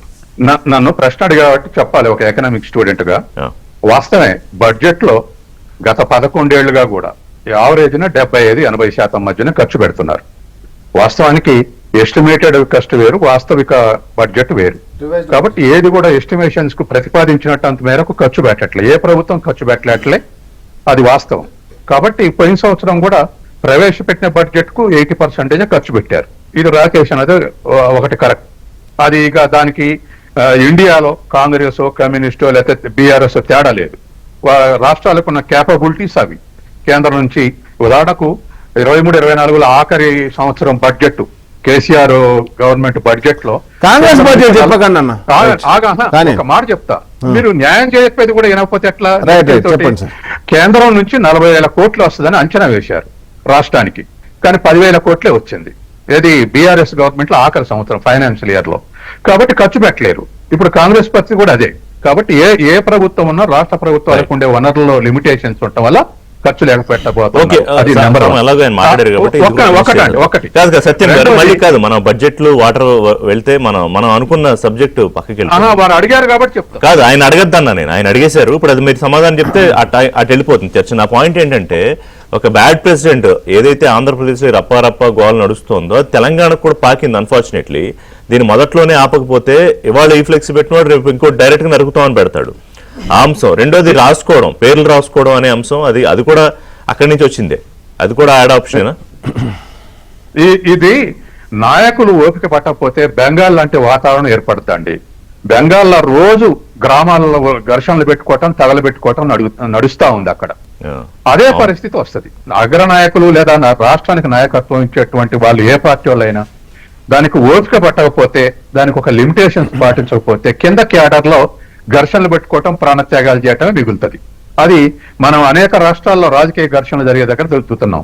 తర్వాత తెలంగాణలో ఎప్పుడు కూడా కుల సంఘర్షణలకు కానీ ఇటువంటి వ్యక్తిగత ఘర్షణలు కానీ గతంలో కూడా చరిత్ర లేదు. రాజకీయ ఘర్షణలు అది విధానాల మీద పోరాటాలు తప్ప ఇటువంటి జరగలేదు. కాబట్టి ఈ రఫా అనేటువంటి కల్చర్ యాంటీ సోషల్ ఎలిమెంట్స్ మాట్లాడే మాటలు ఎవరైనా మాట్లాడినివ్వండి. ఆంధ్రాలో వైసీపీ మాట్లాడండి, తెలుగుదేశం మాట్లాడండి, ఇక్కడ కూడా ఎవరైనా మాట్లాడినివ్వండి. అది అటువంటి కల్చర్ ని రాజకీయ నాయకులే అదేదో గ్లామరస్ ఉంది ఆ మాట అని చెప్పేసి మాట్లాడితే కింద క్యాడర్ కు ఇంకా ఎక్కువ శౌర్యం వచ్చి ఇదే పరిస్థితి రాజకీయ ఘర్షణలకు దారితీసే అవకాశం ఉంది. కాబట్టి తెలంగాణకు ఆ కల్చర్ ను రానివద్దు. అటువంటి పరిస్థితిని నాయకులు ఆహ్వానిస్తే క్యాడర్ దానికి బలైపోతారు. అది ఇప్పటికే 2-3 పార్టీల నాయకులు అక్కడొకరు మాట్లాడారు. అందుకని కేటీఆర్ గారు పేర్లు రాసుకోవడం వ్యవహారం కేటీఆర్ గారు మాట్లాడారు. అది కేటీఆర్ రాసిన ఇప్పుడు ఒకటి కేటీఆర్ గారు కూడా ఇండివిజువల్ గా హీరోయిన్ కనిపిస్తుంది. కేటీఆర్ కూడా యంగ్ ఫెలో కాబట్టి ఇండివిజువల్ గా హీరోయిన్ కనిపిస్తుంది, కానీ విధానాలకే కట్టుబడాలి. కేటీఆర్ కూడా కేసీఆర్ లెక్క విధానానికి కట్టుబడి విమర్శించాలి తప్ప అది కేటీఆర్ అంటే యువతల కాంగ్రెస్ పార్టీ కూడా ఇంకొకైనా అంతకన్నా అగ్రెసివ్ మాట్లాడతారు. చివరికి ఇద్దరు అగ్రెసివ్ మాట్లాడిన వాళ్ళు సమాజానికి హీరోలుగా అవ్వపడతారు, కానీ వాటి రిజల్ట్ ఏమిటో కింద చూస్తే మాత్రం రాంగ్ రిజల్ట్స్ వస్తాయి. కాబట్టి అది పేర్లు రాసుకుంటున్నాం. ఇటువంటి ఇప్పుడు లోకేష్ అన్నాడు నేను రెడ్ బుక్ పెడుతున్నాని, అధికారం రాకపోతే ఏం చేసేవాడు, నీ రెడ్ బుక్ మీకే అప్పచెప్తున్నావు అనేవాళ్ళు వైసీపీ వాళ్ళు. కాబట్టి ఇది అధికారాలకు వచ్చినా రాకున్నా అసలు ఆ లాంగ్వేజ్ కరెక్ట్ కాదు, ఆ వే ఆఫ్ పాలిటిక్స్ కూడా కరెక్ట్. అది ప్రజల్ని రెచ్చగొట్టడానికి పనికి వస్తుందండి. ఏమిటికి ఉపయోగపడుతుంది? భవిష్యత్ తరాలు ఉపయోగించుకోవు, భవిష్యత్ తరాలు ఎవరు వీటిని గుర్తు చేసుకోరు. కాబట్టి ఏమిటి పనికి వస్తాయి? ఇప్పటికిప్పుడు హీరోయిక్ కనపడటానికి పనికి వస్తాయి. ఇదే అంశం మీద రామ్మోహన్ రెడ్డి గారు బ్రేక్ ముందు అనుకున్నట్టుగా ఈ పేర్లు రాసుకునే వ్యవహారం కేటీఆర్ గారు ఒక హెచ్చరిక జారీ చేశారు. రెండోది రప్పా అంటూ కాంగ్రెస్ నాయకులకి, సరే అమ్మాలని వాళ్ళే నాయకులు చెప్తే పెట్టారు నేను అన్నగాని నన్ను ఆపాలి అనేది, ఈ రెండింటి మీద మాట్లాడండి. రిషి గారు, ఇప్పుడు రాజకీయంగా ప్రతిపక్షాలలో ఉంటున్నప్పుడు కొన్నిసార్లు ప్రతిపక్షాలు వారి యొక్క కార్యక్రమాలు ఏమైనా చేసేటప్పుడు కానీ పోలీసులు కొంచెం ఇబ్బందికరంగా అనిపిస్తున్నప్పుడు ప్రతిపక్ష నాయకులు అనేటటువంటి సాధారణ మళ్ళీ రేపొద్దున మేము గిట్ట అధికారంలోకి వచ్చినప్పుడు మేము అన్నిటి కూడా మేము గుర్తుపెట్టుకుంటాం అనేటటువంటి సర్వసాధారణంగా వాడుతున్నటువంటి దాంట్లో ఎట్లాంటి హింసా ప్రేరేపితం అనేటటువంటి అంశం నాకైతే ఏం కనబడతలేదు. కానీ కొత్తగా ఈ ఫ్లెక్స్లు ఏదో సినిమాలలో చూసేసి పక్క రాష్ట్రాలను చూసి మోటివేట్ అయిపోయి మేము రప్పా జింపేస్తామంటే నా తెలంగాణలో మన తెలంగాణలో ఈ రాష్ట్రం వచ్చినాక ఏ ప్రభుత్వం ఉన్నప్పటికీ వాళ్ళు ఉన్నప్పటికీ మేమున్నప్పటికీ కూడా హింస అనేటటువంటి ఘటనలకి ఇప్పటివరకు ఈ రాష్ట్రం దూరంగానే ఉంది, ఉండాలి కూడా. ఇంకోటి కూడా చెప్తున్నాం, ఎప్పుడైనా కూడా ఈరోజు అధికారం పోయింది కాబట్టి నేను హింసని ప్రేరేపిస్తా అనేటటువంటి ఆలోచన వచ్చినప్పుడు కూడా ఆ యొక్క రాజకీయ జీవితాలను రప్ప కాదు ప్రజలు పర్ర జింపేసేస్తారు రాజకీయ జీవితాలని. అంతేకాదు అట్లాంటి యాక్టివిటీస్లలో ఎవరన్నా గిట్ట ఇంటెలిజెంట్ గట్టు లేకపోతే అట్లాంటి వాటిల్లో పార్టిసిపేట్ చేస్తారని గిట్ట అనిపిస్తే పోలీసు వాళ్ళు బర్రా ఈడ్చుకుంటా పోయి మీ యొక్క బతుకుల్ని మాత్రం ఏం చేయాలో గజ్జేస్తారు. ఇది ప్రజాపాలన. ఇక్కడ హింసకి ఇక్కడ ప్రజాపాలన, ఇక్కడ హింసకి ఆస్కారం లేనే లేదు. ఈ తెలంగాణ రాష్ట్రంలో బయట రాష్ట్రాలకి వచ్చి ఇక్కడ శాంతియుతంగా బతికేటటువంటి ఆస్కారం ఉంది. కానీ పుల్లలు పెట్టడమో హింసను ప్రేరేపిస్తామో లేకపోతే ఇక్కడ ఉంటున్నటువంటి జనాల మధ్యలో చిచ్చులు పెడతామో అనేటటువంటి రాజకీయాలని ప్రజలు మొత్తం కూడా మమేకమై అందరం కూడా పార్టీ జెండాలను పక్కన పెట్టి కొట్లాడుతారు అనేటటువంటి దాంట్లో మాత్రం ఎట్లాంటి అనుమానం లేదు. కానీ సినిమాలలో చూసి డైలాగులు బాగున్నాయి కదా అని చెప్పి దాన్ని రోడ్డు మీదకి తీసుకొచ్చి రాజకీయాల్లో వాడతాం అనుకుంటే మాత్రం చెప్తున్నా కదా, పోలీసు వాళ్ళు మిమ్మల్ని రప్ప మీరు ఫ్లెక్సీలు వేస్తే మిమ్మల్ని మాత్రం బర్రా ఈడ్చుకుంటా పోయి మీ పరిస్థితి ఏం కావాలో అదైతే వాళ్ళు దగ్గర పెట్టుకొని ఉండాల్సిందిగా మేము కోరుకుంటా ఉన్నాం. దయచేసి ఈ దిక్కుమాలిన ఏమంటారు విష సంస్కృతిని మాత్రం తెలంగాణలోకి తీసుకొని రావద్దు. అట్లాంటి ప్రయత్నాలు చేస్తే ఎవరిని కూడా ఉపేక్షించేది లేదు. అక్కడ కూర్చుంది ముఖ్యమంత్రి రేవంత్ రెడ్డి గారు. ఆయన మంచికి మంచి లెక్క ఎట్లా హ్యాండిల్ చేయాలో ఆయనకు తెలుసు, చెడుని కూడా ఎట్లా హ్యాండిల్ చేయాలో. రేవంత్ రెడ్డి 2-3 సందర్భాల్లో ఒక మాట అన్నారు సామా గారు. గతంలో ఆయన ప్రతిపక్షంలో ఉన్నప్పుడు ఇంటి మీదకి వెళ్ళడం, పోలీసులు సరే ఇదంతా దాడులు వెళ్ళడం, బయటకు తీసుకురావడం, ఏది ఎంపీగా ఉన్నప్పుడే సిట్టింగ్ ఎంపీగా ఉన్నప్పుడు నేను అలా చెయ్యాలనుకుంటే వాళ్ళు మీరు అందరూ జైల్లో నేను లైవ్ విట్నెస్ సార్, నేను లైవ్ విట్నెస్. ముఖ్యమంత్రి గారు మాట్లాడుతున్న కౌశిక్ రెడ్డి ఇంటి మీద కాదు, ముఖ్యమంత్రి గారు మాట్లాడేటటువంటి రోజు నేను లైవ్ విట్నెస్, నేనున్న ముఖ్యమంత్రి గారు ఉన్నప్పుడు ఆయనతో పాటు ఉన్నాం మేము. రాజకీయం అనేటటువంటిది ఒకసారి మనకు అధికారం వచ్చిన తర్వాత వాడెవడో మన మీద వ్యక్తిగతంగా చేసింది కాబట్టి మన వ్యక్తిగతంగా కక్షలు అనేటటువంటిది వద్దు. ఏమంటున్నారంటే దీన్ని బీజేపీ నాయకులు బండి సంజయ్ ఏమన్నారంటే you are protecting KTR. Revanth రెడ్డిని ఏమన్నారంటే ఈ విచారణ పేరుతో కాలయాపన చేస్తూ జాప్యం చేస్తూ నువ్వు కేటీఆర్ ని ప్రొటెక్ట్ చేస్తున్నావా, కేసీఆర్ ఫ్యామిలీని కాపాడుతున్నావా అని. ఇప్పుడు 2024 ఇఫ్ ఐ రిమెంబర్ అది జూన్ ఆ సమయంలోనే పాస్పోర్ట్కి సంబంధించిన ప్రభాకర్ రావుకి సంబంధించిన పాస్పోర్ట్కి సంబంధించి ఇంపౌండింగ్ కూడా జరిగింది. అప్పటి నుంచి ఏడాది దాకా కూడా బండి సంజయ్ మంత్రిత్వ శాఖ కింద ఉంటున్నటువంటి సిబిఐ రెడ్ కార్నర్ నోటీస్ అయినా లేకపోతే ఇంటర్పోల్కి సంబంధించిన వ్యవహారమైనా చూడాల్సినటువంటిది. దాన్ని సాగదీసినటువంటి వాళ్ళు కనీసం చర్యలు తీసుకున్నటువంటి వాళ్ళు ఎవరండి? బండి సంజయ్ గారు కాదా? దాన్ని డీలా చేసినటువంటి వాళ్ళు ఎవరు? బండి సంజయ్ గారు కదా. అని ఇంకోటి బండి సంజయ్ గారు ఏదైనా మాట్లాడితే తెలంగాణ ప్రజలు పెద్ద సీరియస్గా ఏం తీసుకుంటలేరండి. ఆయన కేంద్ర మంత్రి అయి ఉండి బనకచర్ల మీద లోపటే మాట్లాడుకురో బయటకు వచ్చి చెప్పాలంటుండంటే ఆయన ఏం మాట్లాడుతుండో, ఆయన ఎట్లా మంత్రి అయ్యిండో మనకైతే నిజంగా అర్థం కాదు. పిఎం ఆవాస్ యోజన కింద కూడా అంతే, పిఎం ఆవాస్ యోజన కింద తెలంగాణ మొత్తం ఆరోపణలు ఏంటంటే అసలు కేటీఆర్ అనే ఒక రాజకీయ నేత, ఒక పార్టీ వర్కింగ్ ప్రెసిడెంట్, పార్టీ అధికారంలోకి వస్తే కాబోయే ముఖ్యమంత్రి రేవంత్ రెడ్డి కాపాడితేనో లేకపోతే బండి సంజయ్ కాపాడితేనో ఆ ప్రొటెక్షన్ లో ఉండే నాయకుడా? రాకేష్ గారు కూడా మేము ఒకటే చెప్తున్నాం, చట్టం తన పని తాను చేసుకుంటూ పోతుంది. కానీ పారదర్శకంగా చట్టం వ్యవహరించాలనేటటువంటి గీతని రేవంత్ రెడ్డి గారు గీసిండ్రు. ఎందుకంటే మనం అధికారంలో ఉన్నప్పటికీ తప్పు చేసినటువంటి వాళ్ళని విచారణ చేస్తున్నప్పటికీ నిందితుల్ని శిక్షించాలనేటటువంటి చట్టాలు ఉన్నప్పటికీ అది ప్రజల ముందు పారదర్శకంగా ఉండాల్సిందే అనేటటువంటి నియమాన్ని ఆయన పెట్టాడు. Right. కాబట్టి అది సుదీర్ఘంగా నడుస్తున్నప్పటికీ కూడా పారదర్శకంగానే అటు ఆఫీసర్ల దగ్గర నుంచి ఇప్పుడు అసలు ఫోన్ ట్యాపింగే జరగలేదు అని అంటే 3 తారీఖు రిజల్ట్ వస్తే 4 తారీఖు ఆఫీస్ మొత్తం విధ్వంసం చేసి కట్టగట్టి మూసిలో పడేసినటువంటిది అయితే అబ్బద్ధం కాదు కదా. రాకేష్ గారు సార్ తర్వాత అధికారులు అరెస్ట్ అయినటువంటిది కూడా అబద్ధం కాదు కదా, కోర్టు కళ్ళు మూసుకోవాలి కదా. సార్ కాదు, ఒక్క నిమిషం. ఇప్పుడు ఎవరో ఒకరు ప్రొటెక్ట్ చేస్తే తప్ప అటు బీజేపీనో ఇటు రేవంత్ రెడ్డో అటువంటి పరిస్థితిలో ఉన్నారా కేటీఆర్? సార్ నేనేమంటున్నా అంటే ఈరోజు బండి సంజయ్ గారు హోంశాఖ మంత్రి, ఇంతకు ముందు కూడా మనం చెప్పుకున్నాం. మరి నేషనల్ హెరాల్డ్ కేసుల్లో రాహుల్ గాంధీని, సోనియా గాంధీని, అదేవిధంగా ఏదైతే సీఎం రేవంత్ రెడ్డి గారిని మొత్తం కూడా అది బీజేపీ పార్టీ ప్రొటెక్ట్ చేస్తుంది అనుకుందామా? ఈడీ కేసులో ఇన్ని రోజుల నుంచి 11 సంవత్సరాల నుంచి అరెస్ట్ చేయకుండా ఉన్నారంటే అదే అనుకుందామా? నేనేమంటున్నా అంటే కాబట్టి ఏది పడితే అది మాట్లాడడం రాజకీయాల్లో నువ్వు ఏదైనా ఎవిడెన్స్ ఉంటే నువ్వు దాని గురించి మాట్లాడు. అసలు కేసే లేదు అని చెప్పేసి అంటుంటే దాని ఏ కేసు లేదు అసలు. అక్కడ కేసులు ఏమన్నా చెప్పుర్రి. ఇప్పుడు ఎలక్ట్రిసిటీ డిపార్ట్మెంట్ గురించి ఒక ఎంక్వైరీ కమిషన్ వేసారు. వేసినప్పుడు ఏమన్నారు, మేము లేఖ రాసినాం, ఇంతకంటే తక్కువ ధర ఎవరైనా కొన్నారా చూపెట్టుర్రి, అవి ఏమన్నా ఉంటే కాగితాలు ముందట పెట్టుర్రు అని మీ రాష్ట్రంలో కూడా కొనుగోలు చేయాలి. ఈ రోజు కూడా మీరు కొనుగోలు చేస్తున్న ప్రైస్ మేము ఆ రోజు కొనుగోలు ఫోన్ ట్యాపింగ్ కేసు విచారణకు వచ్చింది, చివరి దశకు వచ్చింది. అసలు కేసే లేకపోతే ఎంత విచారణ? చెప్పన్నా, ఇప్పుడు ఫోన్ ట్యాపింగ్ జరిగిందని ఆరోపణ చేస్తుంది పోలీస్ ఆఫీసర్లు, ప్రభుత్వం ఎంక్వైరీ చేస్తుంది పోలీస్ ఆఫీసర్లను. ఆ ఎంక్వైరీ ఏం జరిగిందని ఇంతవరకు సిట్టు మీకు ప్రెస్ మీట్ పెట్టలే, బయటికి చెప్పనప్పుడు మనం ఏది పడితే అది మాట్లాడుకొని విచారణ తుది దశకు వచ్చింది, మలి దశకు వచ్చింది, అయిపోయింది. దీంట్లో ఇవి మాట్లాడుకున్నారు, సినీతారుల ఫోన్లు ట్యాప్ అయినాయి. అసలు పొద్దుగా లేస్తే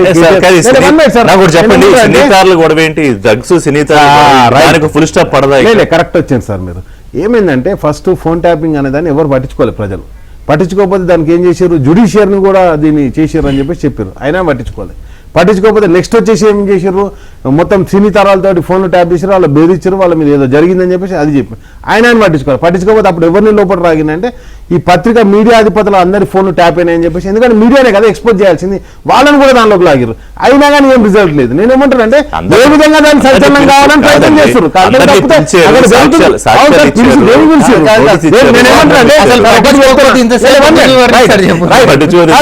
మీడియా అంటే చర్చ జరగాలని చేసిరు వాళ్ళు.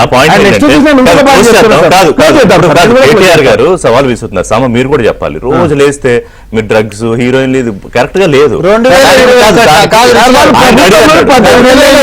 ఏమన్నాడు, ఎక్కడికైనా వస్తా నేను. రాహుల్ గాంధీ కూడా రావాలి సార్. గతంలో కేటీఆర్ గారు రాహుల్ గాంధీ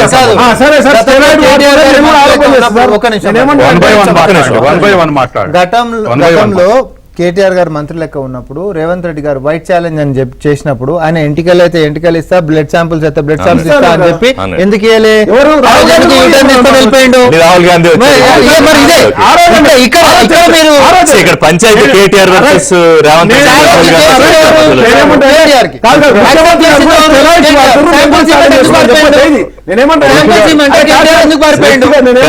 అసలు మీరు వితండవాదం చేస్తున్నారు. రాహుల్ గాంధీ ఎక్కడ వచ్చాడండి మధ్యలో? చేయండి, నేనేమంటానంటే మీరు చెయ్యండి కావాలంటే చెయ్యండి. You have to stand for that, you have to stand liable if it is not correct. ఇప్పుడు నేనేమంటాను, నీ సంక్షేమ పథకాల గురించి అడుగుతుంటే, అడుగుతుంటే వ్యక్తిగతం చేస్తున్నావు. సత్యం గారు ఈ పంచాయతీ స్టాప్ ఏంటి? ఈ హీరోయిన్లని డ్రగ్స్ అని ముఖ్యమంత్రి నోట రావటం బాగలేదు. అదే అంటున్నా నేను. అడ్డుకట్ట వేయాలి కదా.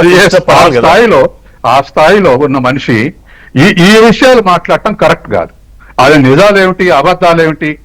మొన్నేదో మన దుబాయ్ లో కేటీఆర్ స్నేహితుడు ఒక ఆయన దొరికిండు, రిపోర్ట్ తెప్పించాం.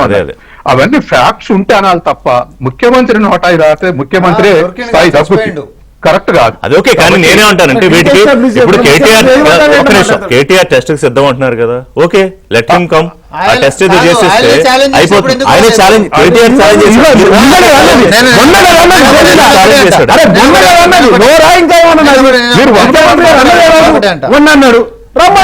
నేను ఒకటే చెప్తా, చెప్పండి. దుబాయ్ లో ఒక మనిషి చచ్చిపోయింది. దుబాయ్లో మేము వస్తాం. ఒక నిమిషం. ఒకవేళ నిరూపణ కాకపోతే నువ్వు సీఎం పదవికి రాజీనామా చేస్తావా చెప్పండి. ఏపీ నాకు ఛాలెంజ్ చేస్తున్నాను నేను ఇప్పుడు.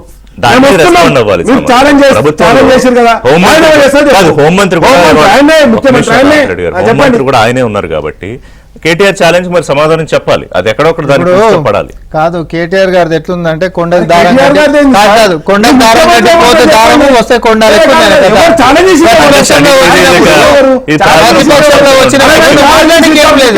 సమానం. ప్రతిపక్షంలో ఉన్నప్పుడు నేనేమంటున్నా? ఏబిఎస్ సాక్షి ఇవాళ ఎందుకు తొడగొడుతున్నావా? నువ్వు మంత్రులకు ఉన్నప్పుడే ఛాలెంజ్ చేస్తావు. ఎప్పుడు ఆ రోజు అధికారం ఉన్నప్పుడు నువ్వు తీసుకున్నావు. నువ్వు కొట్టింది నీ నోరు కదా. చెప్పు. ఆ రోజు నువ్వు అరే, నువ్వు తీసుకున్నావు కాబట్టి ముఖ్యమంత్రివి, బయటకు పోవా? హోంశాఖమంత్రివి. కాదు, ఛాలెంజ్ చేసి రాకేష్ మా రాకేష్ కేటీఆర్ ఒకటి నువ్వు, రాకేష్ నువ్వు ఒకటి. వస్తావా రావా సీఎం? ఒకటే. సీఎం పదవికి రాజీనామా చేస్తా? Before మేము ఒకవేళ వాడితే before ఏ శిక్ష కంటే శిక్షకు సిద్ధం. రిషి గారు. మరి మీరేం చెప్పండి, చెప్పండి. ఒకటే question. అరే, మీరేం ఒకటే చెప్పండి. ఒక నిమిషం. మీ స్టాండ్ చెప్పండి. ఒకటే question. క్వశ్చన్ వద్దు, స్టేట్మెంట్ లేదు, లేదు, స్టేట్మెంట్. ఆ రోజు అధికారంలో ఉన్నప్పుడు మేము ఛాలెంజ్ చేస్తే తీసుకున్నాం కాబట్టి మొన్న మాట్లాడినావు. అధికారంలో లెఫ్ట్ టు ఆనరబుల్ సీఎం, ఎందుకంటే కేటీఆర్ ఛాలెంజ్ చేశారు కాబట్టి సత్యంగా టైం ఏం చెప్పు. ముఖ్యమంత్రి మాదక ద్రవ్యాల మీద ఉక్కుపాదం మోపుతాం అంటే ఉక్కుపాదం మోపినాం. ఉక్కులు పెట్టులేదు. ఇప్పుడు ఈరోజు మేము చేసేటువంటి నువ్వేమో పెంచి పోషించినావు. మాట్లాడకపోతే ఎట్లా ఎవరు? నువ్వేమో పెంచి పోషించినావు. ఎవరు పెంచి పోషించారు? మీరు ఇందులో ఒక చట్టం లేదు, పాడలేదు. గొంతు రావు. మీరు ఒక నిమిషం ప్లీజ్ మాట్లాడండి. సరే, ఇందులో చాలా ఆనరబుల్ ముఖ్యమంత్రి సీఎం నోట ఆయన ఒక నిర్ణయం నోట తీసుకుని నోట ఏం డైరెక్షన్ ఇస్తారో చూద్దాం. ఏం డైరెక్షన్ ఇస్తారో చూద్దాం. ఎందుకంటే పదే పదే డ్రగ్స్ హీరోయిన్ల వ్యవహారం బాగాలేదు. ఎందుకంటే ఆయన స్థాయికి బాగాలేదు. దానికి కేటీఆర్ ఛాలెంజ్ అంతా కూడా సరైన రీతిలో వెళ్ళట్లేదు. మరి ఆయన ఏం డిసిషన్ తీసుకుంటారో చూద్దాం. థ్యాంక్ యూ వెరీ మచ్ సత్యం గారు, రామ్మోహన్ రెడ్డి గారు, రాకేష్ గారు. ఇవాల్టి ABN breakfast. Keep watching ABN.